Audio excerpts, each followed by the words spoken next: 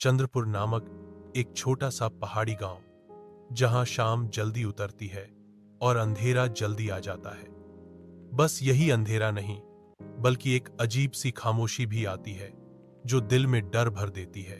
गांव की बूढ़ी अम्मा बताती हैं कि गांव के पास एक पुरानी हवेली है, जहां फिरकी ठाकुर की बेटी रानी एक तूफान में नदी में बहकर लापता हो गई थी।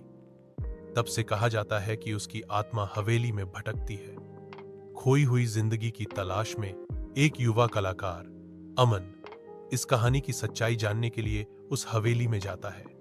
वहां उसे रानी का अधूरा चित्र मिलता है और उसे अद्भुत अनुभूति होती है, जैसे रानी उस चित्र में जीवित होकर मुस्कुरा रही हो। अगली सुबह गांव में अमन बेहोशी की हालत में पाया जाता है। जब होश आता है तो वह अपनी कहानी बताता है। हवेली में उसने सब कुछ देखा, वह महसूस किया।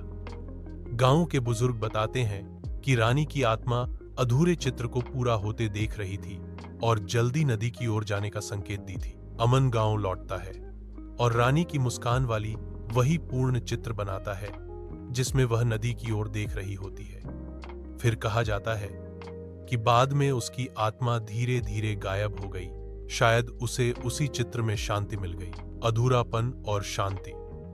रानी की आत्मा ने पूर्णता पाने के बाद ही मोक्ष प्राप्त किया, अधूरे चित्र ने उसे चैन दिलाया। कला की ताकत। चित्र के माध्यम से कलाकार ने एक भटकती आत्मा को पूरा किया और उसे शांति दिलाई। छाया नहीं, आत्मा की प्रतीक्षा। कहानी में कोई वास्तविक छाया नहीं है, छाया सिर्फ प्रतीक है। यह आत्मा की अधूरी प्रतीक्षा का प्रतीक है।